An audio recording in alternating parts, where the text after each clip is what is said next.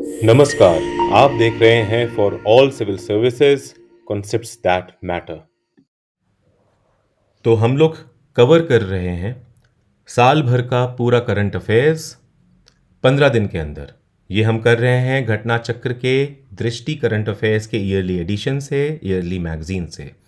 Already 8 classes हो चुकी हैं। पिछली क्लास में हमने इकोनॉमी का पोर्शन शुरू कर दिया था। इस क्लास में, जो कि 9th है, इस क्लास में हम लोग इसको ख़त्म कर देंगे। बचेगा सिर्फ और सिर्फ यूनियन बजट और इकोनॉमिक सर्वे।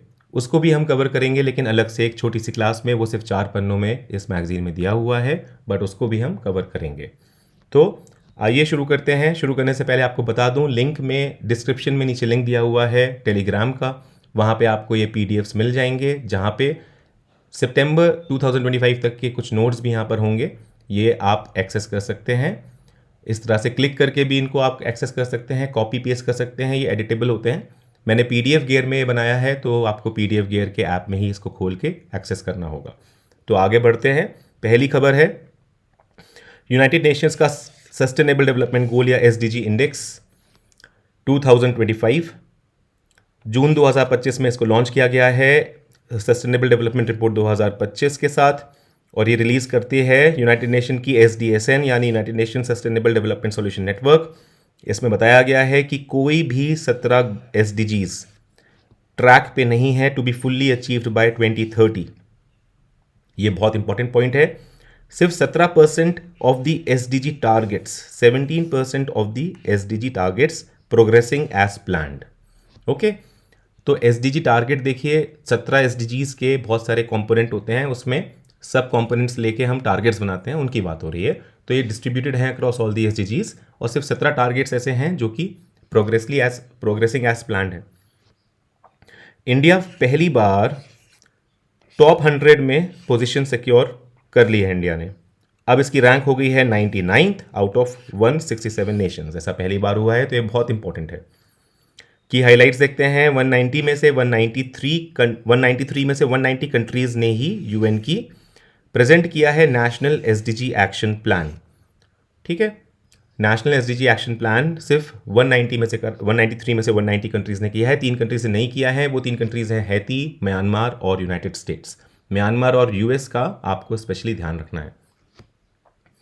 तो ईस्ट और साउथ एशिया, इस रीजन ने फास्टेस्ट एसडीजी प्रोग्रेस किया है 2015 से। ठीक है, driven by gains in socio economic targets.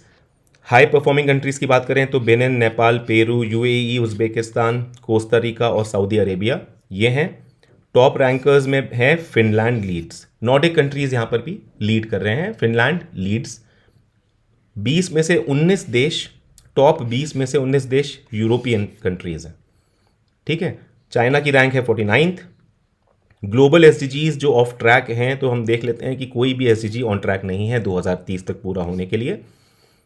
Fiscal constraints in developing countries, half the world lacks resources for SDG investment due to debt and limited capital access। आप खुद देख ही रहे हैं किस तरह से यूएस भी हर जगह से हाथ खींच रहा है, और डेवलप्ड कंट्रीज रिस्पॉन्सिबिलिटीज लेने से पीछे हट रहे हैं, वो कतरा रहे हैं। तो इसलिए ये प्रॉब्लम आ रही है कि रिसोर्सेज का लैक आ रहा है, और जब ऐसा होगा तो एसडीजीज प्रोग्रेस नहीं कर पाएंगे। Call for financial reform. तो देखिए, ये ग्लोबल फाइनेंशियल आर्किटेक्चर जो है इसका, वो फेवर करता है रिच कंट्रीज को, ऐसा बोल रही हैं मैक्सिमम ईएमडीईज, यानी इमर्जिंग एंड डेवलपिंग इकोनॉमीज। उनका कहना है कि कैपिटल को शिफ्ट करिए हमारे पास, इमर्जिंग एंड डेवलपिंग इकोनॉमीज में, विद हायर रिटर्न्स। आपको रिटर्न भी हायर मिलेगा और एसडीजीज भी ऑन ट्रैक आ जाएंगे। टॉप 3 कंट्रीज जो लीड कर रहे हैं देख लेते हैं। पहला हमने देख लिया था फिनलैंड है, उसका स्कोर 87 है। सेकंड है स्वीडन, और थर्ड है डेनमार्क। ओके, बॉटम 3 कंट्रीज की बात करें तो लास्ट है साउथ सूडान, उसके बाद सेकंड लास्ट यानी 166 है सेंट्रल अफ्रीकन रिपब्लिक, और थर्ड लास्ट है चैड। इंडिया की रैंक 99th है, उसका स्कोर जो है वो 67 है। इंडिया का स्कोर 67 है। इंडिया की रैंक इंप्रूव हुई है steadily over the past 4 years, और अब पहली बार वो टॉप 100 में आ गया है with 99th rank. In regional comparison India still trail several of its neighbours. Bhutan का हमेशा से अच्छा रहता है रैंक। इस तरह के इंडेक्स जो होते हैं, चाहे वो SDG हो या हैप्पीनेस इंडेक्स हो, भूटान 74th पर है, नेपाल 85th पे है, और मालदीव्स ने सबसे अच्छी रैंक ली है हमारे नेबर्स में से, वो है 53rd। श्रीलंका भी 93rd पर है। ये सब इंडिया से बेटर हैं। सिर्फ 2 देश हैं जो इंडिया से बेटर नहीं है, वो है बांग्लादेश और पाकिस्तान। बांग्लादेश की रैंक है 114th, पाकिस्तान की 140th। अब देखिए, एक बार नोट्स पे आते हैं और देखते हैं SDG में कुछ इंपॉर्टेंट दूसरे फैक्ट्स और थिंग्स। एक तो ये कि ये 10th एडिशन है, तो ये अपने आप में इंपॉर्टेंट हो जाता है। यहाँ पे दे नहीं रखा है, तो यहाँ पे नोट्स में आपको कवर कर रहे हैं। ये 10th addition of SDG report है, ठीक है, 2025 की। Success and setbacks in SDGs, तो देखिए मोस्ट कंट्रीज़ ने स्ट्रॉन्ग प्रोग्रेस बनाया है बेसिक सर्विसेज इंफ्रास्ट्रक्चर में, notably in mobile, broadband and internet use, okay, जो कि SDG 9 में आता है। इलेक्ट्रिसिटी एक्सेस जो SDG 7 में आता है, और reducing under 5 and neonatal mortality जो SDG 3 में आता है। लेकिन 5 ऐसे टारगेट्स हैं जिनमें सिग्निफिकेंट रिवर्सल देखे गए हैं। ये आपको याद रखने पड़ेंगे, थोड़ा सा बैक ऑफ द माइंड में हल्का सा। 5 टारगेट्स हैं जो सिग्निफिकेंट रिवर्सल जिसमें हमने देखे हैं सिंस 2015। कब से? 2015 से ही हम लोग इसमें सिग्निफिकेंट रिवर्सल देख रहे हैं। अब वो है ओबेसिटी रेट जो आता है SDG 2 में, प्रेस फ्रीडम जो आता है SDG 16 में, नाइट्रोजन मैनेजमेंट जो आता है SDG 2 के अंतर्गत, रेड लिस्ट इंडेक्स जो आता है SDG 15 में, और करप्शन परसेप्शन जो आता है SDG 16 में। तो इन 5 में सिग्निफिकेंट रिवर्सल्स हैं। मल्टीलेटरलिज्म की रैंकिंग यहाँ पर नहीं दी हुई है, तो हम यहाँ नोट्स में कवर कर रहे हैं। इंपॉर्टेंट है क्योंकि US दूसरी बार भी लास्ट आया है इसमें, ठीक है, USA लगातार दूसरी बार लास्ट आया है। आइए देखते हैं। तो बारबाडोस, जमाइका और त्रिनिदाद एंड टोबैगो ये टॉप 3 कंट्रीज़ हैं, ठीक है। Most committed to UN multilateralism, ठीक है, ये 3 कंट्रीज़। ब्राज़ील रैंक करता है G20 नेशंस में highest with 25th rank overall. Chile lead करता है OECD नेशंस में highest with 7th rank overall. जबकि यूनाइटेड स्टेट्स 193 रैंक है इसकी। यूनाइटेड स्टेट्स की रैंक है 193 for the second consecutive year, ठीक है, लगातार दूसरी बार यूनाइटेड स्टेट्स आखिरी पोजीशन पे आया है मल्टीलेटरलिज्म में। वो इसलिए क्योंकि ये ऑपोजिशन अपोज कर रहा है SDGs का, विड्रॉ कर रहा है पेरिस अग्रीमेंट में से, WHO से, इन सब चीज़ों की वजह से। अब एक बार सस्टेनेबल डेवलपमेंट के बारे में कुछ बेसिक तथ्य समझ लेते हैं। सस्टेनेबल डेवलपमेंट को सबसे पहली बार पॉपुलराइज किया था और डिफाइन किया था ब्रंटलैंड कमीशन ने, ठीक है। ब्रंटलैंड कमीशन को हम जानते हैं world commission on environment and development से भी, मतलब WCED से भी। इन्होंने अपनी रिपोर्ट पब्लिश करी थी जो सबसे इंपॉर्टेंट है, एग्जाम में पूछी जाती है। 1987 की ये रिपोर्ट है, इसका नाम है आवर कॉमन फ्यूचर। इसी रिपोर्ट में सस्टेनेबल डेवलपमेंट को डिफाइन किया गया था। कमीशन स्टैब्लिश किया था बाय यूनाइटेड नेशंस और डिफाइन करता है ये सस्टेनेबल डेवलपमेंट को as development that meets the need of the present without compromising the ability of future generations to meet their own needs. 2012 में Rio+20 समिट हुई जहां पे फाउंडेशन रखा गया सस्टेनेबल डेवलपमेंट गोल्स का। ये बात इंपॉर्टेंट है, ठीक है, फाउंडेशन रखा गया है, अभी अडॉप्ट नहीं हुए हैं। तो इसका फाउंडेशन कहाँ रखा गया? वो Rio+20 समिट 2012 में वहाँ रखा गया। जबकि SDGs अडॉप्ट करे गए थे 2015 में by 193 United Nation members as part of 2030 agenda for sustainable development, ठीक है। ग्लोबल सस्टेनेबल डेवलपमेंट रिपोर्ट यानी GSDR का मॉनिटरिंग फ्रेमवर्क अगर हम देखते हैं तो ये असेस करता है प्रोग्रेस को एवरी 4 ईयर्स, हर 4 साल में इसका असेसमेंट होता है। सपोर्टिंग अग्रीमेंट्स देखते हैं। Sendai framework for disaster risk reduction, ये आपको पता है, ये डिजास्टर रेजिलियंस से रिलेटेड है। अदिस अबाबा एक्शन एजेंडा, ये रिलेटेड है फाइनेंसिंग दी सस्टेनेबल डेवलपमेंट से, ठीक है, सस्टेनेबल डेवलपमेंट को फाइनेंस करने से। पेरिस एग्रीमेंट आपको पता ही है, क्लाइमेट चेंज से रिलेटेड है। ये इसके रिलेटेड अग्रीमेंट्स हो गए। अब आते हैं एक और न्यूज़ पे जो यहाँ कवर नहीं हुई है क्योंकि ये जुलाई की है। तो सेकेंड एडिशन लॉन्च कर दिया है नीति आयोग ने नॉर्थ ईस्ट रीजन के डिस्ट्रिक्ट SDG इंडेक्स 2025 का। ये जुलाई 2025 में लॉन्च किया है नीति आयोग ने। सेकेंड एडिशन है NER district sustainable development goals index for 2023-2024। ये बिल्ड करता है ऑन फर्स्ट एडिशन जिसको लॉन्च किया गया था 2021 में। पहला एडिशन लॉन्च हुआ था इसका 2021 में।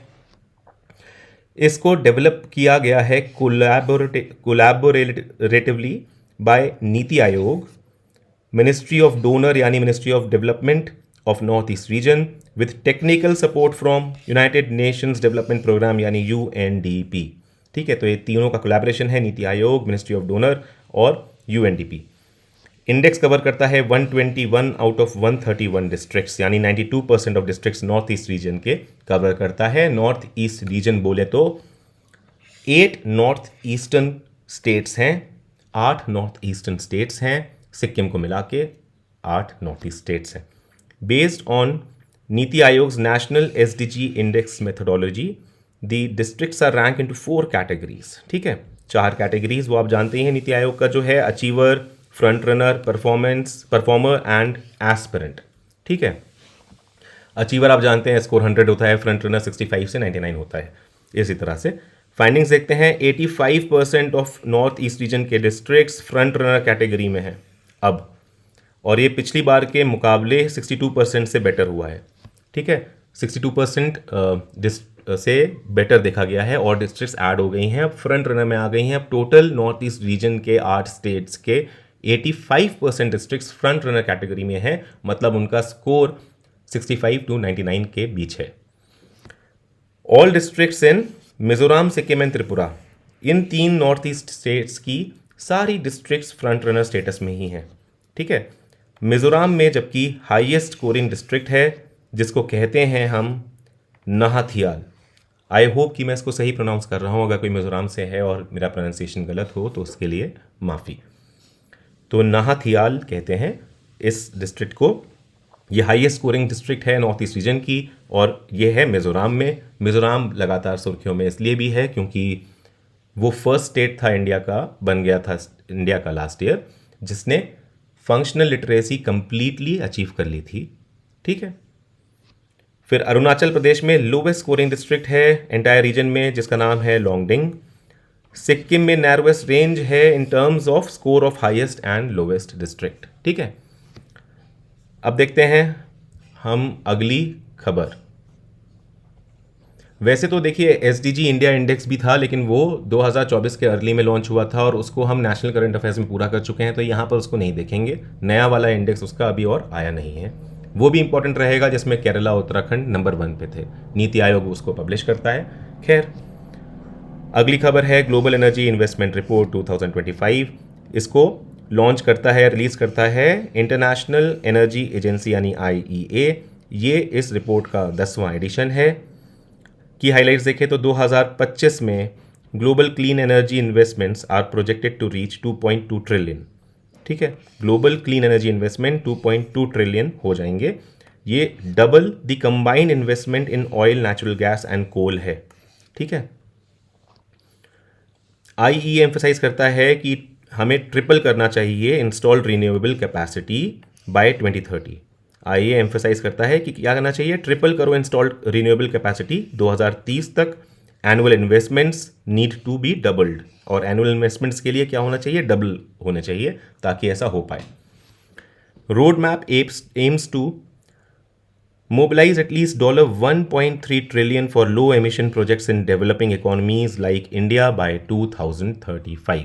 ठीक है, इनका रोड मैप है जो कहता है कम से कम 1.3 trillion dollars low emission projects में लगाइए in developing economies like India 2035 तक। ठीक है, since 2015 China has more than doubled its clean energy spending to over 625 billion. ठीक है, it is currently the largest investor. आपको याद ये रखना है कि 2015 से चाइना जो है वो लार्जेस्ट इन्वेस्टर है इन बोथ फॉसिल फ्यूल्स भी और क्लीन एनर्जी इंफ्रास्ट्रक्चर भी। ठीक है, लार्जेस्ट इन्वेस्टर फॉसिल फ्यूल्स में भी है जो पोल्यूशन करते हैं, और largest investor clean energy infrastructure में भी है, ऐसा IEA की ये रिपोर्ट बताती है।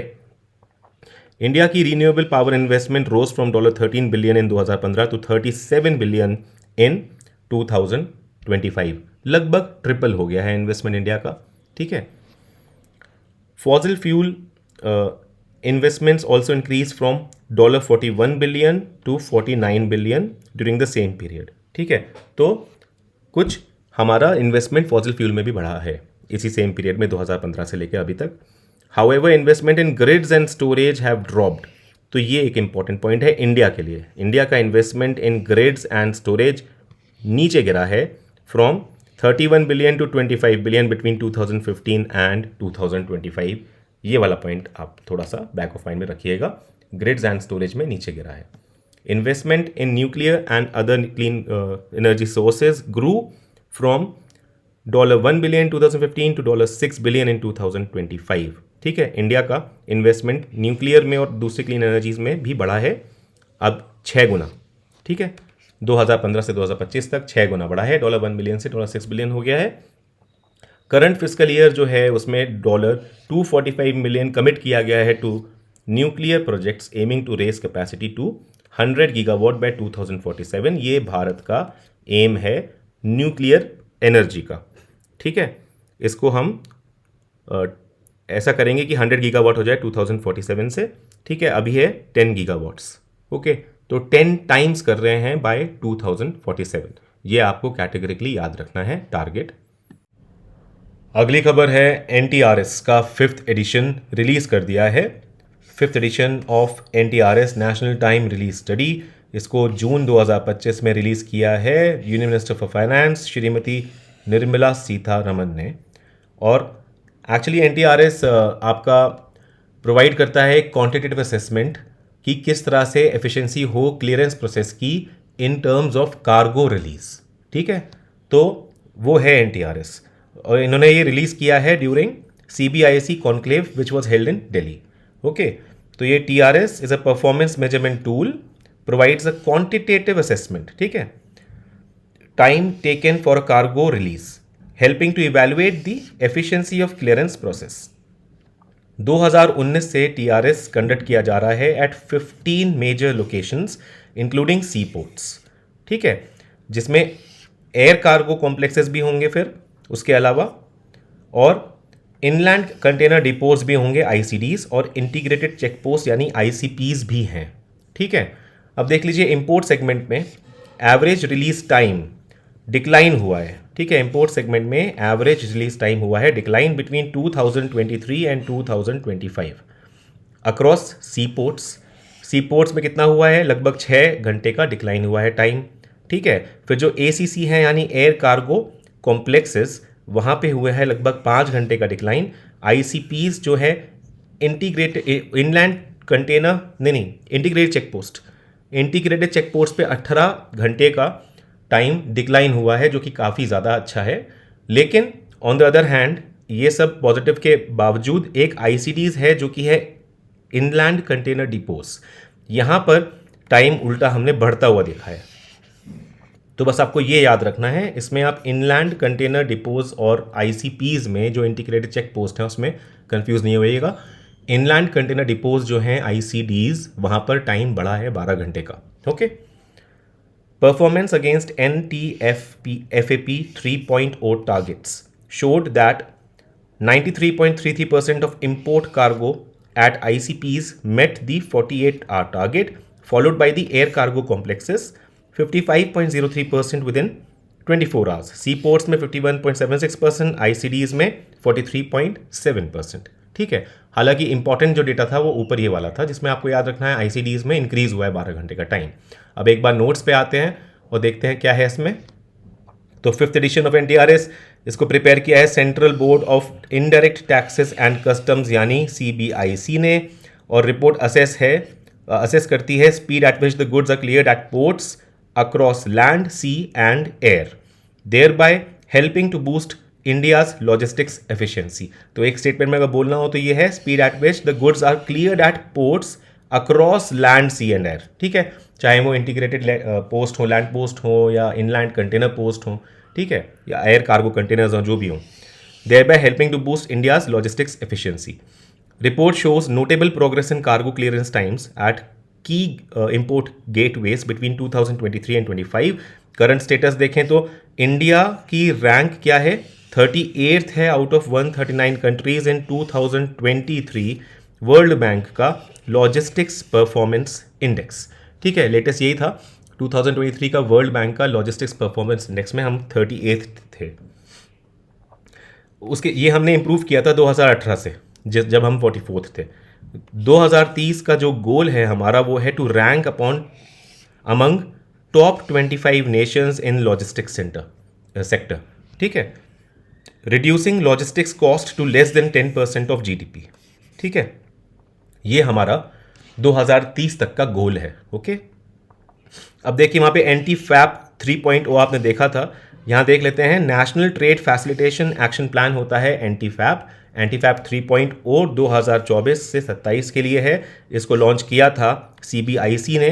ठीक है, ये फोकस करता है on reducing cargo release times across the ports aligned with the WTO facilitation agreement, trade facilitation agreement. ये अलाइंड है WTO ट्रेड फैसिलिटेशन अग्रीमेंट से। It promotes the smoother cross border trade. Okay, तो अब आते हैं हम अपनी अगली खबर पे। अगली खबर है ह्यूमन डेवलपमेंट रिपोर्ट 2025। ओके, मई 2025 में ये रिलीज हुई है। इसको रिलीज करी है UNDP ने। Okay, HDR report for 2025। HDR 2025 primarily report करता है डेटा फ्रॉम 2023। ओके, टाइटल है इसका a matter of choice, people and possibilities in the age of AI। ठीक है, ये इसका टाइटल है, आप याद रखेंगे।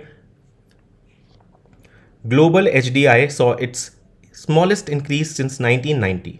ठीक है, ये बहुत इंपॉर्टेंट पॉइंट है कि ग्लोबल HDI जो इस बार हमने देखा है ये स्मॉलेस्ट इंक्रीज देखा है इसने 1990 से अब तक। ठीक है, excluding the crisis year of 2020-2021, क्योंकि उसको हम अलग से डील करते हैं। कोरोना का टाइम था तो वहाँ पर HDI को हम लोग नहीं कहेंगे कि इवैल्यूएट भी ढंग से करा जा सकता है। ऑफ कोर्स बहुत गिरा था, लेकिन स्मॉलेस्ट इंक्रीज जो मिला है हमें वो सिंस 1990 अभी मिला है। ठीक है, आइसलैंड ने यहाँ पे टॉप करा है। ठीक है, आइसलैंड टॉप्ड विद HDI, इसका स्कोर है 0.972, हाईएस्ट रैंक है। साउथ सूडान जो है ये लोवेस्ट HDI इन्होंने रिकॉर्ड किया है 0.388 का। तो टॉप 5 अगर देखेंगे तो पहला आइसलैंड है, second Norway, third Switzerland, fourth Denmark और फिफ्थ जर्मनी है। ठीक है, तो इंडिया का अगर हम ह्यूमन डेवलपमेंट इंडेक्स देखते हैं तो इंडिया की रैंकिंग हुई है improve from 133rd in 2022 to अब कितनी हो गई है 130, 130th इन 2023। देखिए रिलीज अभी हुआ है ये 2023 का ही, लेकिन डेटा को ये यहाँ पे इवैल्यूएट करके फाइंडिंग्स दे रहा है। ओके, तो HDI वैल्यू इंक्रीज हो गई है फ्रॉम 0.676 टू 0.685। आपको ये वाले याद रखने हैं कि इसकी रैंक है 130 इन 2023 और इसका HDI वैल्यू है 0.685। ये बहुत ज़रूरी है, बहुत इंपॉर्टेंट है। 0.685 का इसका HDI वैल्यू है। क्यों? क्योंकि 0.7 को हम लोग जैसे ही पास आते हैं उसको क्रॉस करते हैं तो हम हाई ह्यूमन डेवलपमेंट कैटेगरी में चले जाते हैं। ठीक है, तो यहाँ पर भी लिखा हुआ है कि हम कैसे हाई ह्यूमन डेवलपमेंट कैटेगरी यानी HDI value greater than equal to 0.7 के करीब आते चले आ रहे हैं। ठीक है, अभी हम कहाँ पर हैं? फिलहाल हम मीडियम ह्यूमन डेवलपमेंट में हैं। ठीक है, चाइना रैंक करा है 78th, श्रीलंका रैंक करा है 89th, भूटान की रैंक है 125th और बांग्लादेश की रैंक है 130 जो कि इंडिया के साथ शेयर करता है। उसके अलावा 3 कंट्रीज़ हैं जो इंडिया से पीछे हैं इसमें। ठीक है, ह्यूमन डेवलपमेंट में वो है नेपाल, म्यांमार और पाकिस्तान। इसमें पाकिस्तान की सबसे पीछे रैंक है 168th। ठीक है, हमारे नेबर्स में इंडिया की लाइफ एक्सपेक्टेंसी सर्च कर गई है। ठीक है, पहले 58.6 थी 1990 में, अब हो गई है 72 ईयर्स और ये हाईएस्ट एवर रिकॉर्डेड है। ठीक है, 72 ईयर्स है इंडिया में लाइफ एक्सपेक्टेंसी इस रिपोर्ट के हिसाब से और ये हाईएस्ट एवर रिकॉर्डेड है। अब तक इतनी हाई रिकॉर्ड नहीं करी गई थी इंडिया में। मीन ईयर्स ऑफ स्कूलिंग भी इंडिया में बहुत ज़्यादा इंक्रीज कर गया है। Children are now expected to stay in school for 13 years. Okay, 13 साल तक अब एक्सपेक्टेड है कि चिल्ड्रन स्कूल्स में स्टे करेंगे। GNI पर कैपिटा इंक्रीज हुआ है 4-fold। GNI per capita, gross national income per capita, increase हुआ है 4 गुना, 4-fold, फ्रॉम $20 2167 इन 1990 टू $9,046 इन 2023। ठीक है, इसको हम मेजर कर रहे हैं, बेस क्या है हमारा 2021 का PPP यानी परचेजिंग पावर पैरिटी। ओके, तब ये ऐसा हमारे पास फिगर है इसमें। ठीक है, ये आप देखेंगे कि 4-fold इंक्रीज 1990 से है। Okay, inequality adjusted human development index यानी कि IHDI, आइसलैंड इसमें टॉप करता है। ठीक है, इसमें भी टॉप करता है, वैल्यू यहाँ दे ही रखी है। नॉर्वे और डेनमार्क जॉइंटली सेकंड पर बैठे हुए हैं। ठीक है, IHDI में। अब देखिए, एक बार जब आप इनइक्वालिटी एडजस्ट करते हैं ना, तो ही आपको बहुत अच्छा मार्क मिलता है कि एग्जैक्टली ह्यूमन डेवलपमेंट कितना है। ठीक है, तो अब देख लीजिए, अब इंडिया की बारी है, तो India's inequality adjustment human development index is 0.475। अब देखिए कहाँ पर अभी हम 0.685 पर थे और सीधे हमारा 2 से ज़्यादा का सब्ट्रैक्ट यहाँ पर हो गया, रिडक्शन हो गया, है ना। देखिए हमारी वैल्यू थी 0.685 और अब हमारी यहाँ पर आ गई है इनइक्वालिटी एडजस्ट होने के बाद 0.475। ठीक है, तो 0.2 से ज़्यादा का हमारा रिडक्शन हो गया। ड्यू टू इनइक्वालिटी इंडिया की IHDI value is 30.7% lower than the HDI value. ठीक है, तो हमारी इनइक्वालिटी की वजह से IHDI वैल्यू बहुत नीचे है HDI वैल्यू से। HDI वैल्यू 0.685 है, यहाँ 675 लिखी है, और हमारा ड्रॉप हो रहा है इसकी वजह से IHDI में 10 रैंक का इन ओवरऑल रैंकिंग। ठीक है, तो IHDI में इंडिया की रैंक 10 रैंक से और ड्रॉप हो रही है। अगर 130th थी अभी, तो अब 120th हो जाएगी। Okay, inequality pushes India from medium human development category to low human development category. तो आप ध्यान दीजिएगा कि IHDI के टर्म में इंडिया लो ह्यूमन डेवलपमेंट कैटेगरी में है। ठीक है, HDI के टर्म में India medium human development category में है और नियर कर रहा है हाई ह्यूमन डेवलपमेंट कैटेगरी में को, लेकिन IHDI के केस में हम लो ह्यूमन डेवलपमेंट कैटेगरी में हैं। ओके, अब देखते हैं global multi dimensional poverty index 2024। तो इसमें है कि अबाउट 1.1 बिलियन पीपल यानी कि 18.3% पीपल 112 डेवलपिंग कंट्रीज में मल्टी डायमेंशनल पॉवर्टी में जी रहे हैं। ठीक है, यानी मल्टी डायमेंशनली पुअर हैं। According to HDR 2025, 18.3% of the global population remains in multidimensional poverty. India की MPI वैल्यू अगर देखेंगे तो MPI वैल्यू है इंडिया की ये इन 2019 टू 21। ठीक है, 0.069, ये काफ़ी डिक्रीज हो गई है 2005-06 के मुकाबले। 2019-21 में हो गई है 0.069 हमारी इंडिया की MPI वैल्यू। ठीक है, 16.4% ऑफ इंडियाज पॉपुलेशन अभी भी मल्टी डायमेंशनली पुअर है। ठीक है, अब देखते हैं जेंडर डेवलपमेंट इंडेक्स। ओके, देखिए जेंडर डेवलपमेंट इंडेक्स जो है वो हमारा HDI के पैरामीटर्स से ही बिल्कुल ओवरलैप करता है उसके पैरामीटर्स, तो वो हमारा जेंडर डेवलपमेंट इंडेक्स है। फिर एक होता है इसको बेटर मेजरमेंट के लिए जो बाद में लाया गया था, वो था जेंडर इनइक्वालिटी इंडेक्स, उसमें भी यहाँ पर दे रखा होगा। ये दोनों के दोनों UNDP ही निकालता है, हम इसको डिटेल में देखेंगे आगे। 2025 में का इंडेक्स में 172 कंट्रीज़ को एवेल्युएट करा गया है, जबकि HDR 2023 या 2024 में it was presented for 166 countries. ठीक है, according to HDR 2025 global GII, अब देखिए GII वैल्यू देख रहे हैं हम लोग, फॉर 2023 इज इतना। ठीक है, ग्लोबल GII वैल्यू 0.455 है। Among the countries with the highest gender equality Denmark top position hold करता है। ठीक है, इसकी GII वैल्यू 0.003 है, फॉलोड बाय नॉर्वे सेकंड पर है और थर्ड है स्वीडन। ठीक है, countries with the highest gender inequality बात करें तो येमेन, नाइजीरिया, सोमालिया, चाड और अफगानिस्तान। ओके, ये हाईएस्ट जेंडर इनइक्वालिटी यहाँ पर है। ओके, इंडिया की GII वैल्यू की बात कर रहे हैं तो 0.403 है। इसकी रैंक की बात करेंगे तो 102 है। इंडिया की रैंक जेंडर इनइक्वालिटी इंडेक्स में अभी के 102 है, जेंडर इनइक्वालिटी इंडेक्स फॉर 2023 ही है हमारे पास अवेलेबल, तो इसलिए उसी की रैंक यहाँ पे हमने दे रखी है, कभी दोबारा पूछ लें इसलिए, क्योंकि नए वाले रिपोर्ट में ये निकाला नहीं गया है। Okay, planetary pressures adjusted human development index यानी PHDI 2023। तो ये क्या होता है पहले देख लेते हैं। इस रिपोर्ट में PHDI रिपोर्ट 2023 कवरिंग 156 कंट्रीज, ठीक है। यूनाइटेड किंगडम ने टॉप किया है, इसमें टॉप किया है। एक्चुअली होता क्या है, HDI हम अगर देखेंगे कि प्लानिटरी प्रेशर्स जो हैं उसके बावजूद कितना है, तो एक वैल्यू वो भी निकल के आती है। तो ये उसी के बारे में बात हो रही है, इसको डिटेल में आगे देखेंगे नोट्स में। PHDI वैल्यू यूनाइटेड किंगडम की इतनी थी और यही टॉप कर रहा था 156 कंट्रीज़ में।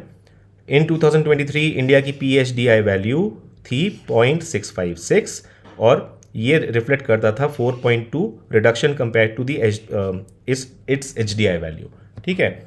और 14 का रैंक का इंक्रीज आता था ग्लोबल पोजीशनिंग में इंडिया के। ये सब देखा गया था PHDI इंडेक्स में, जो पिछली बार की रिपोर्ट थी उसमें। इस वाली रिपोर्ट में ये वाला इंडेक्स भी नहीं आया है, बट इसलिए पिछला वाला ही हम लोग कैरी फॉरवर्ड कर रहे हैं। ग्लोबली PHDI वैल्यू इतना है which is 10.1% lower than the global HDI value, ठीक है। तो ये हो गया PHDI का। अब आइए चलते हैं अपने नोट्स पे और ख़त्म करते हैं सारी चीज़ें, कुछ इंपॉर्टेंट चीज़ें देख लेते हैं। HDR रिपोर्ट 2025 में AI स्किल्स ग्रोथ की बात भी करी हुई है, जो वहाँ पे नहीं दिया हुआ है, और ये काफ़ी इंपॉर्टेंट है क्योंकि टाइटल ही उसका AI पे बेस्ड है ना। टाइटल उसका AI पे बेस्ड है। आपको नहीं याद आ रहा है तो मैं आपको दिखा देता हूँ, देखिए इसका जो टाइटल है, a matter of choice people and possibilities in the age of AI, ठीक है। तो इसका टाइटल ही इस पे बेस्ड है, और इसलिए हम लोग अब AI का जो दे रखा है रिपोर्ट में वो जरूर देखेंगे कि AI स्किल ग्रोथ में India emerging as global AI leader with highest self reported AI skills penetration, ठीक है। पिछली बार के रिपोर्ट में इंडिया में पेनिट्रेशन नियरली जीरो था, ठीक है। नियरली जीरो इन 2019 था ये, ठीक है, पेनिट्रेशन AI का। लेकिन अब ये ग्लोबल AI लीडर बन चुका है। लेकिन यहाँ पर क्या है, highest self reported AI skill penetration है ये, highest self reported AI skills penetration. कोई बाहर के एजेंसी ने इसका जायज़ा नहीं लिया है अभी तक। 20% of Indian AI researchers now remain in the country, ठीक है। ये इंपॉर्टेंट है कि 20% अब इंडिया में रिमेन कर रहे हैं, बाहर नहीं जा रहे हैं। ब्रेन ड्रेन वैसा वाला नहीं हो रहा है AI के रिस्पेक्ट में जैसा सोच रहे थे। ये सिग्निफिकेंट राइज है फ्रॉम नियरली जीरो इन 2019।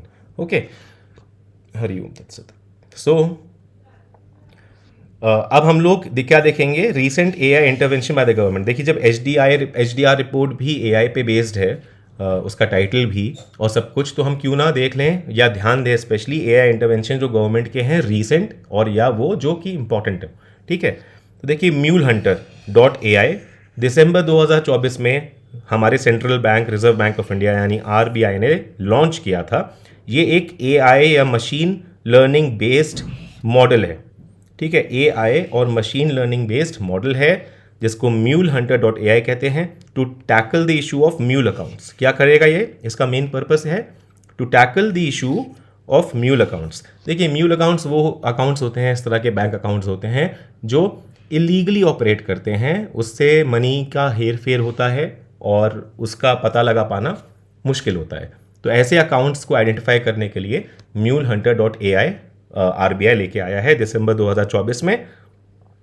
तो which are use for financial fraud, ठीक है। फाइनेंशियल फ्रॉड के लिए यूज होते हैं accounts. These accounts help criminals launder money and cyber crimes from cyber crimes. The money model will use data from banks to identify fraud patterns more effectively. इसको develop किया है RBI के innovation hub ने, ठीक है। ये new initiative है जो कि पायलट हो रहा है 2 पब्लिक सेक्टर बैंक्स में।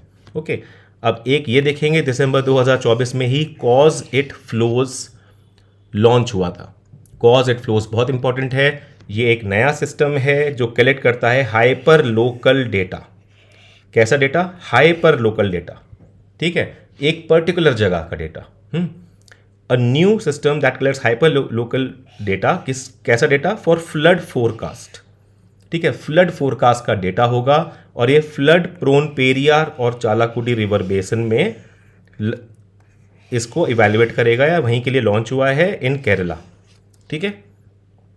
फ्लड प्रोन पेरियार रिवर और चालाकुदी रिवर जो केरला में है वहाँ पर ये इनको इवेल्युएट करेगा, ठीक है। नया सिस्टम कॉज इट फ्लोज, हाँ, फ्लड फोरकास्टिंग के लिए।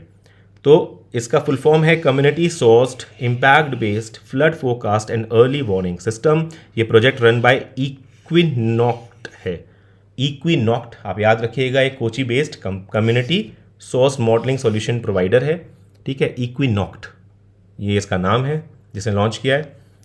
तो ये रिकॉग्नाइज है बाय यूनिसेफ का क्लाइमेट टेक कोहॉर्ट। यूनिसेफ का क्लाइमेट टेक कोहॉर्ट से रिकॉग्नाइज है ये, या फिर यूनिसेफ से रिकॉग्नाइज है, आप ऐसा भी कह सकते हैं।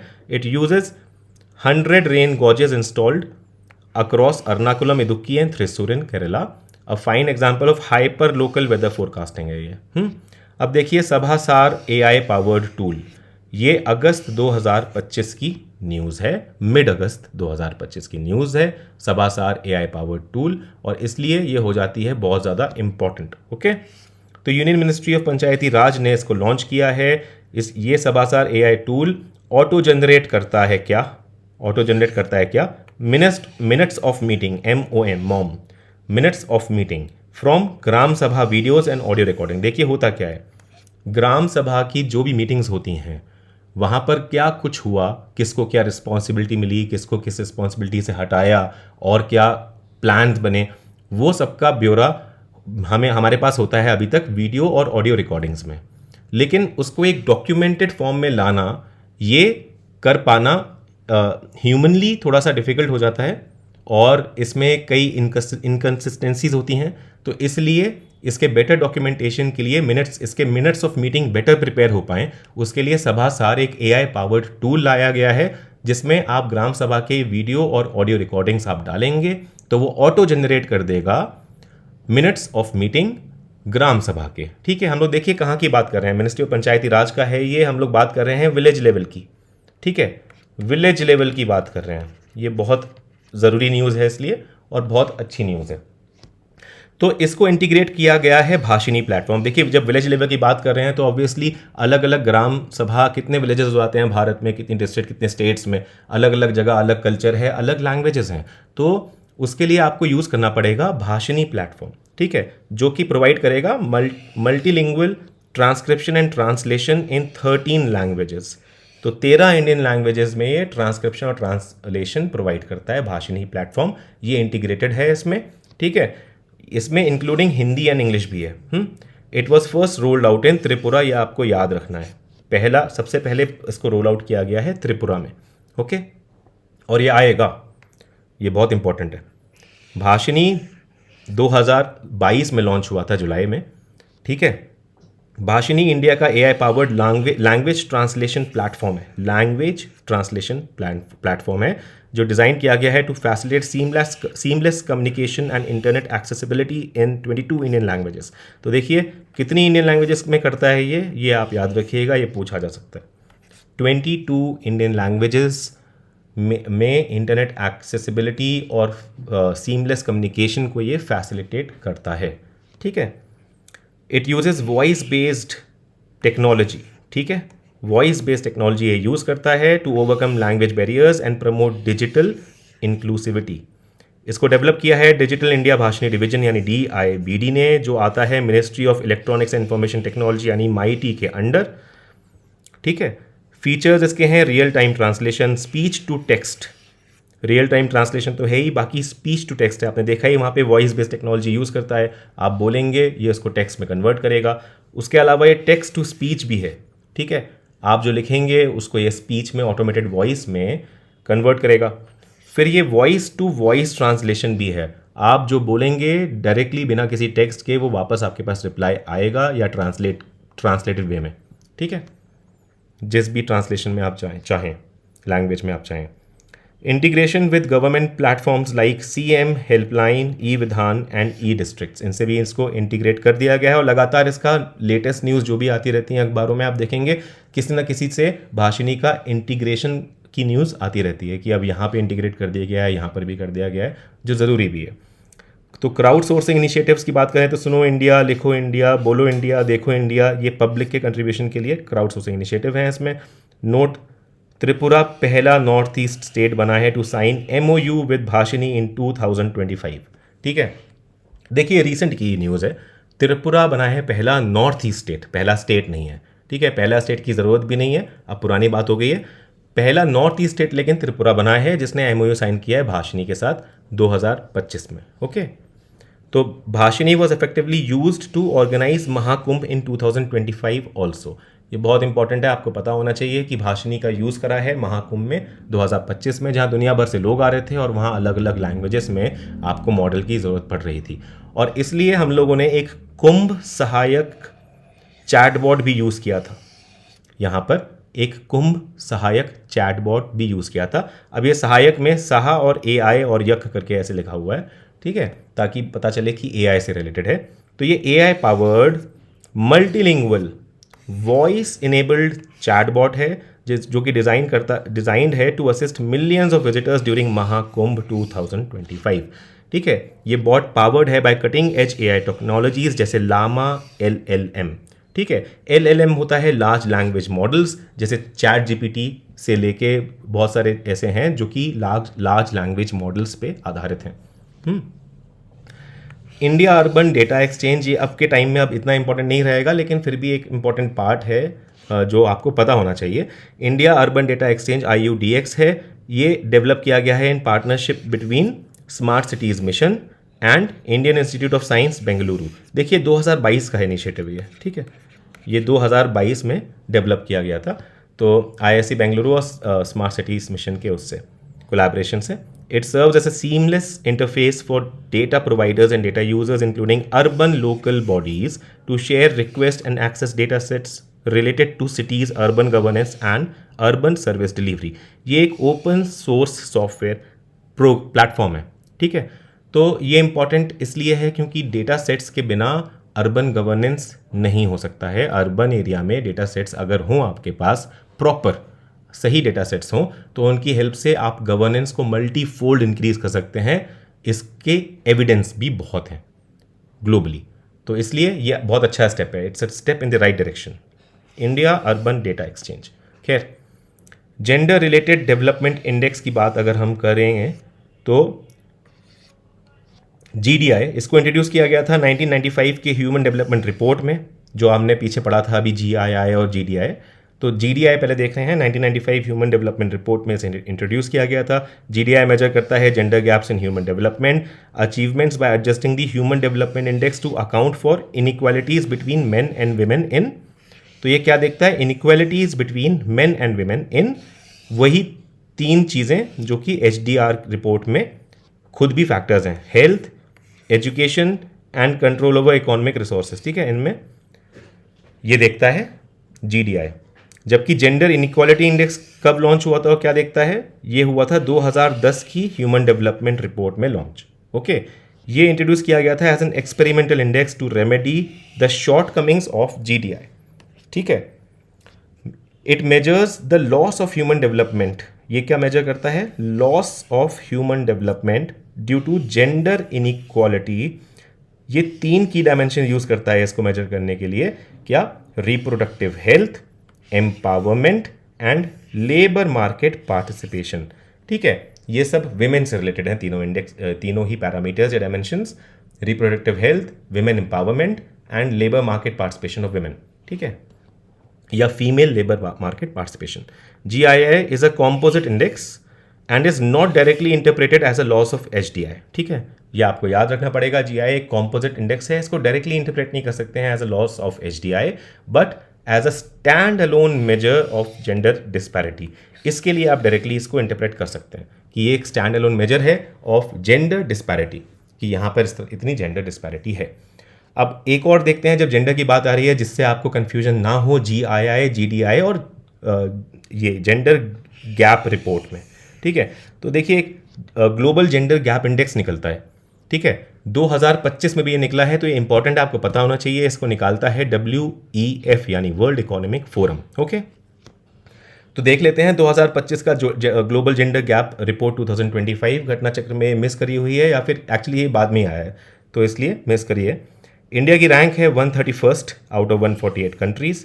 ठीक है, नहीं ये शायद दिया हुआ है, यस, घटना चक्र में हम पढ़ चुके हैं इसको, एक बार फिर से देखेंगे, ये हमने पढ़ लिया है घटना चक्र में।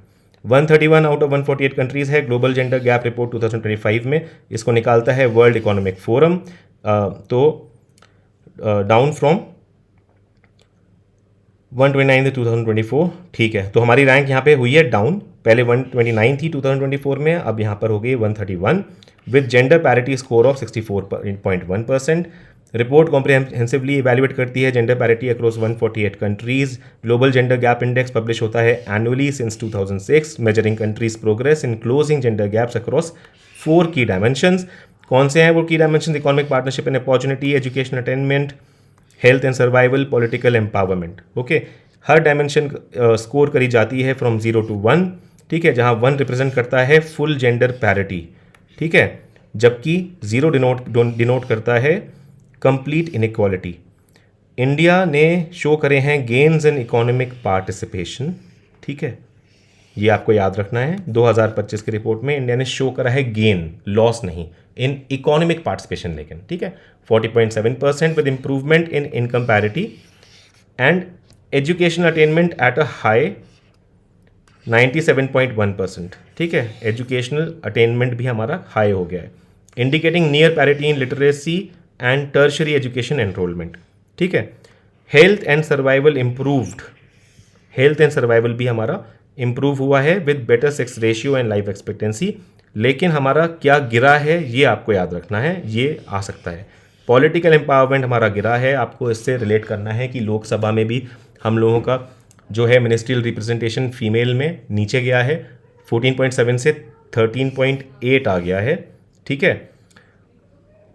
ये मतलब क्या कहते हैं, विमेन रिप्रेजेंटेशन लोकसभा में, मतलब पार्लियामेंट में, और मिनिस्ट्रियल रिप्रेजेंटेशन जो है वो 6.5% से 5.6% आ गया है, ठीक है।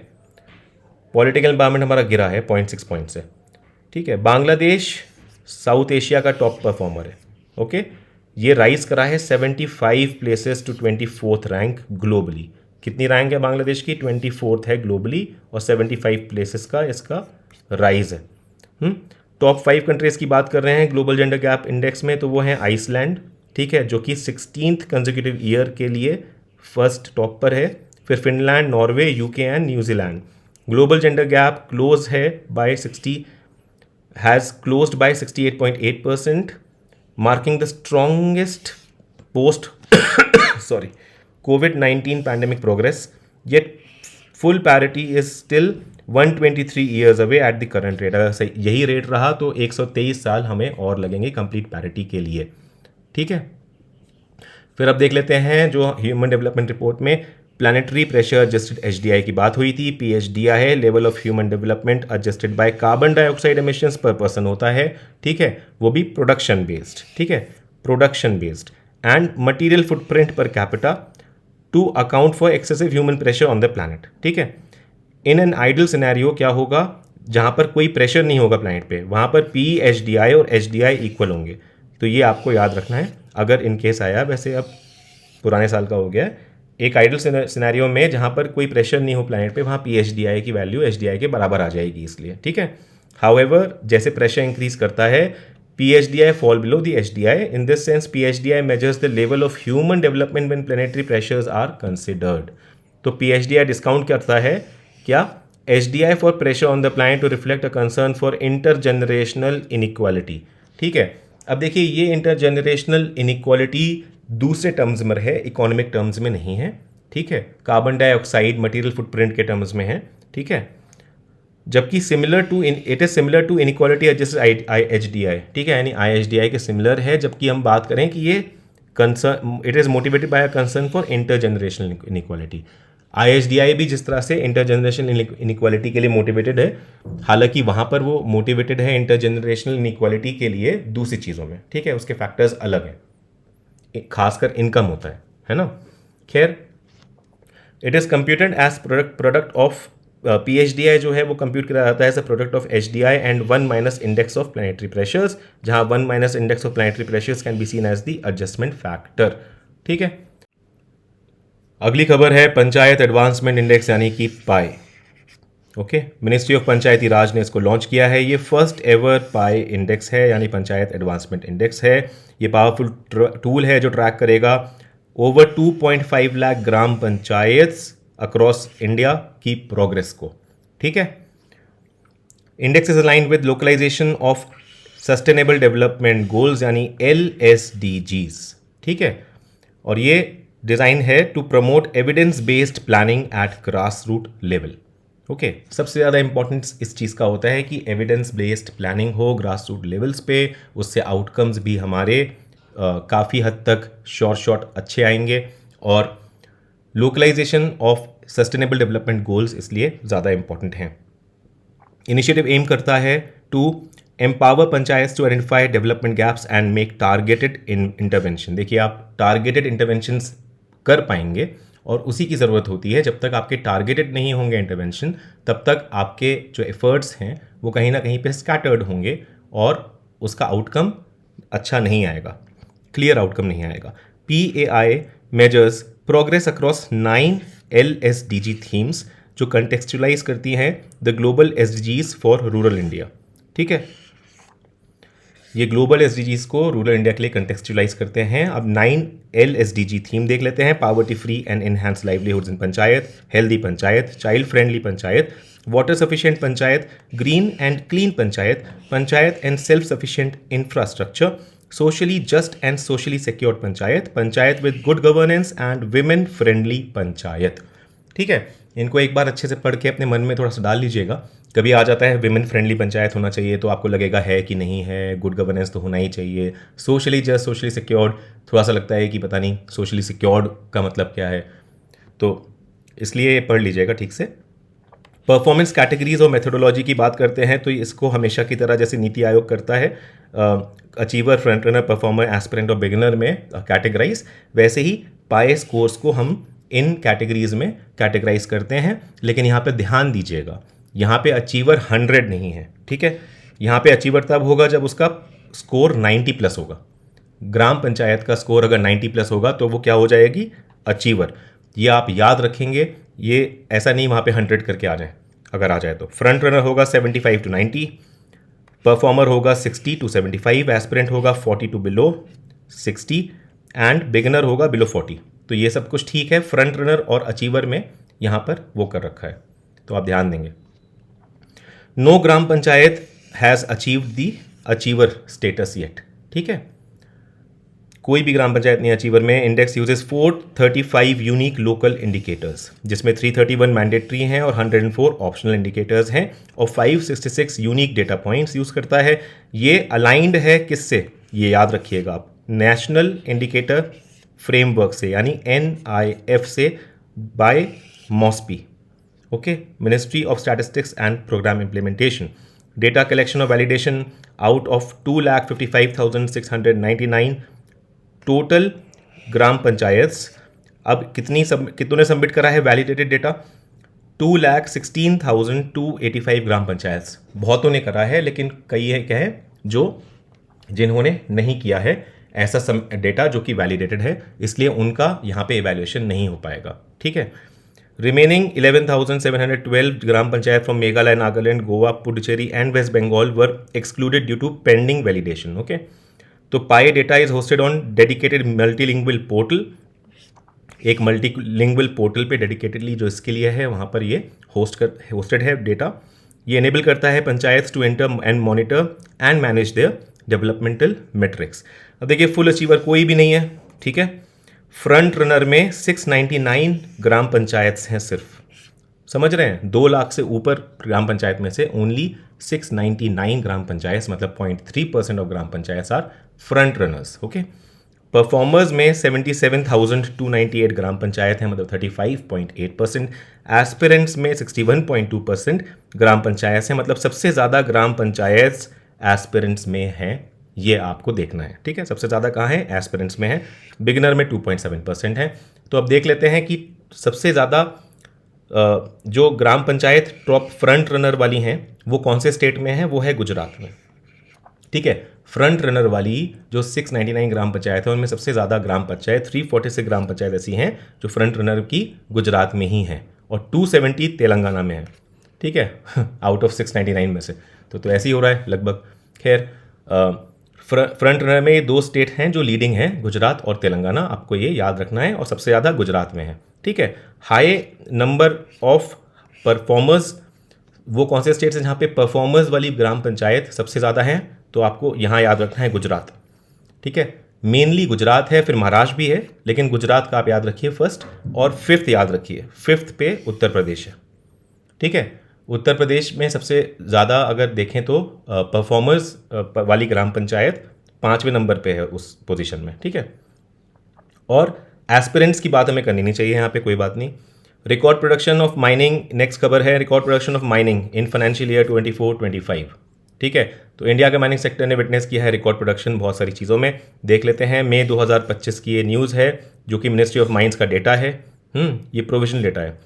Highlights record high production across several की मिनरल्स। इंडिया होल्ड कर रहा है 4th पोजीशन ग्लोबली इन आयरन प्रोडक्शन।